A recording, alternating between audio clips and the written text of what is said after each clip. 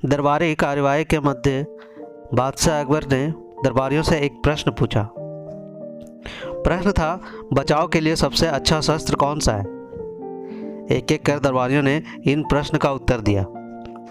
किसी ने तलवार कहा तो किसी ने भाला, किसी ने तीर कमान कहा तो किसी ने चाकू।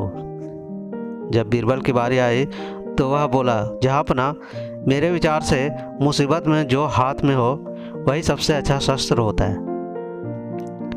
बीरबल का उत्तर सुन दरबारी उसका मजाक उड़ाने लगे।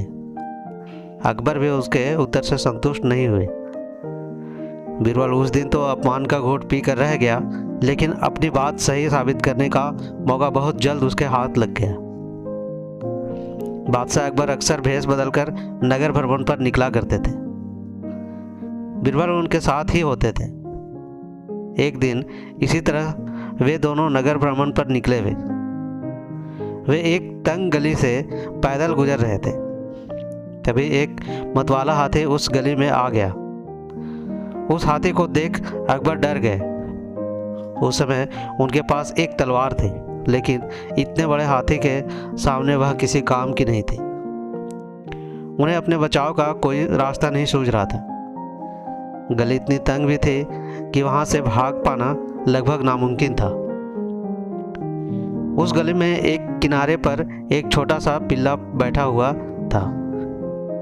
जब बीरबल की नज़र उस पर पड़ी तो उसने उसे उठाया और हाथी के ऊपर फेंक दिया। इस तरह हाथी ने उछलकर उस पर दिए जाने पर पिल्ला डर गया। उसने हाथी की सूंड को कसकर पकड़ लिया। पिल्ले की इस हरकत पर हाथी भी घबरा गया और अपनी सूंड पटकने लगा। हाथी के सूंड पटकने पर पिल्ला सूंड से फिसलने लगा और स्वयं को गिरने से बचाने के लिए उसने अपने पंजे और दांत हाथी के सूंड पर गड़ा दिए।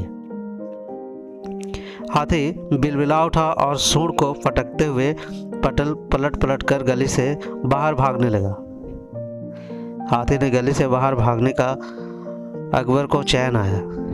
पसीने पोंछते हुए जब उन्होंने बीरबल को देखा तो बीरबल मुस्कुरा रहा था। अकबर बीरबल की मुस्कुराहट का अर्थ समझ नहीं पा रहे थे और पूछ बैठे, बीरबल, ऐसे संकट की घड़ी में भी तुम मुस्कुरा रहे हो?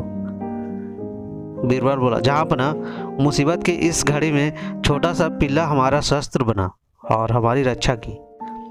इस घटना से आपको अवश्य यकीन हो गया होगा कि मुसीबत में जो हाथ में हो वही सबसे अच्छा शस्त्र होता है। अकबर ने भी मुस्कुराते हुए हामी भरी और बोले, बीरबल, तुम सही थे। उस प्रश्न के सही उत्तर के साथ आज हमारी रक्षा करने के लिए भी तुम पुरस्कार के पात्र हो। तो ये थी अकबर और बीरबल की सबसे अच्छी कहानी। कैसी लगी अपने दोस्तों के साथ शेयर कीजिए और चैनल को सब्सक्राइब कीजिए।